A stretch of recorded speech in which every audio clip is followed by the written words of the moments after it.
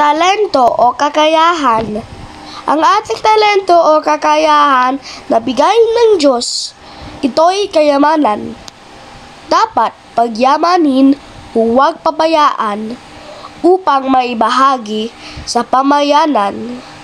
Ang pagsayaw, pagkanta, at pagtula, huwag itago, ito'y ipakita. Ang Diyos ay sisigla at matutuwa kapag ginagamit mo ang kaniyang nilikha. Tatagan ang loob at huwag mahiya, sapagkat ika'y batang pinagpala. Dapat maging modelo't halimbawa para sa mga talentong bata.